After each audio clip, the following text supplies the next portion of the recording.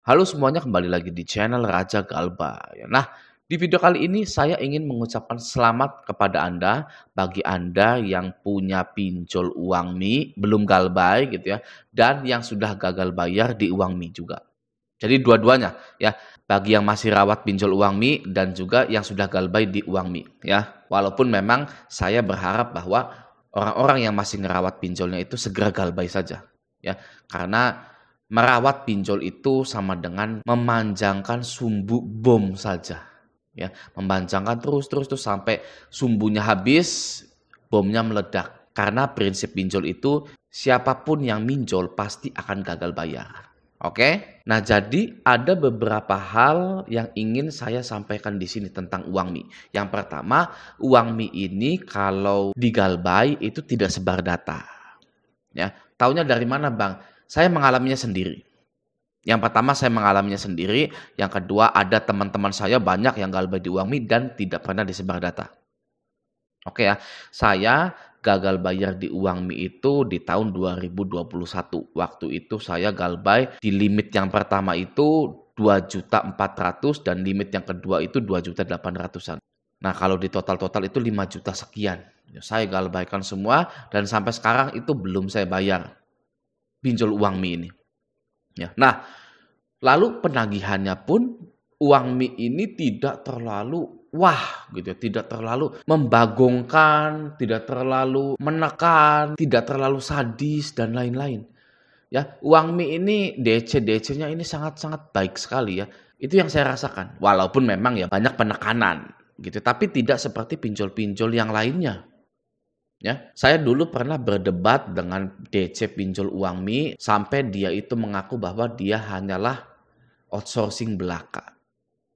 Ya, bukan resmi dari uang Mi-nya gitu. Kayak pihak ketiganya gitu ya. Nah, jadi bagi Anda yang masih ngerawat uang Mi, ketika nanti galbay, nah Anda itu tidak akan disebar data. Ya. Dan juga aturan OJK yang mengatur hal tersebut. Ya, kenapa pinjol uang Mi atau pinjol legal OJK itu tidak bisa sebar data? Karena mereka tidak diizinkan untuk mengcopy paste apa yang ada di handphone Anda itu seperti galeri, foto-foto, kontak dan lain-lain. Ya. Dan yang namanya sebar data itu melanggar hukum juga. Oke, pinjol yang legal tidak boleh melakukan pelanggaran hukum. Ya, maka dari itu OJK itu kalau kita mau mengerti ya, kalau kita mau mengerti sebentar gini ya, pada satu sisi OJK itu sebenarnya baik. Ya, pinjamlah uang di pinjol yang OJK. Kenapa? Karena tidak sebar data. Ya, pinjol-pinjol legal OJK itu tidak boleh sebar data. Kalau Anda pinjam ke pinjol yang ilegal, waduh, itu kita nggak tahu mereka mau berbuat apa. Mau sebar data, mau dikirim ini itu, ya itu kita nggak tahu karena itu ilegal. Gitu. Tapi kalau pinjol yang legal, mereka nggak akan berani melakukan pelanggaran-pelanggaran itu. Ya, kalau sampai melakukan pelanggaran, wajib dilaporkan dan itu adalah denda ratusan juta untuk pinjol tersebut jika terbukti benar gitu ya. Makanya kalau kita lihat dari satu sisi OJK itu menyuruh kita pinjam ke pinjol yang legal itu karena agar melindungi Anda dari yang namanya sebar data dan lain-lain. Ya, tapi ya kita sebagai rakyat-rakyat seperti ini tetap saja yang demand utamanya itu pinjol semua ditutup. Gitu ya. Oke. Nah, yang kedua, kenapa saya ucapkan selamat bagi Anda yang punya uang Mi atau yang galbay uang Mi? Karena tidak ada DC lapangannya. Ya, uang Mi ini tidak memiliki DC lapangan. Ya, dari dulu sampai sekarang. Saya galbay dari tahun 2021 sampai tahun 2024 ini tidak pernah didatangi oleh DC lapangan uang Mi. Oke, jadi kalau ada DC uang Mi yang mengaku bahwa akan mendatangi Anda ke rumah gitu, maka itu hanyalah dusta belaka saja. Ya, karena DC-DC pihak ketiga itu ditarget. Gitu ya. Dan sudah ditarget, dimaki-maki juga sama atasannya. Ya. Anda kalau mau hari pertama sudah dimaki-maki di dunia pekerjaan, ya Anda ngelamar jadi debt collector pinjol. Ya, dan jadi DCWA pinjol tersebut. Waduh, pasti itu. Ya Anda gimana ini hari ini? Kamu gimana hari ini? Ya walaupun nggak dihina-hina gitu, tapi gimana kamu hari ini? ya. Sudah dapat berapa kamu? Gitu. Ya, hindarilah ya pekerjaan DC-DC itu. Oke. Nah, saya ucapkan selamat lagi yang ketiga karena uang mie ini tidak akan selalu menagih Anda sampai bertahun-tahun. Ya, saya gagal bayar di uang mie itu sudah 3 tahun ya. Kalau nggak salah terakhir kali itu 2 tahun yang lalu ya. Jadi uang mie ini tidak menagih lagi ke saya.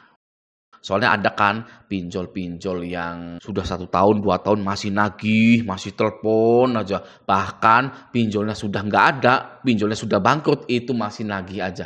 Ya nggak tahu itu pihak ketiga apa pihak keempat apa pihak ke-100 itu yang nagih itu. Ya. Selanjutnya saya ucapkan selamat kepada Anda bahwa uang mie ini tidak masuk slik OJK. Gitu ya. Tapi kalau pay letternya ini masuk slik OJK gitu ya. Saya ini belum nemu pay letternya ada di mana gini. Tapi kalau pinjamannya sih ada di sini gitu ya.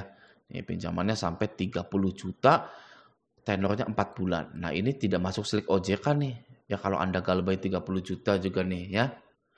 Cicilan per bulannya 10 juta 484532. Coba kita kalkulatorkan dulu ya. Ini coba 10.484.532 dikali 4 bulan. Set, ngembalikinnya 41 juta. Coba dikurangi 30 juta. Gitu kan ya. Wih, ya 12 juta. Gila.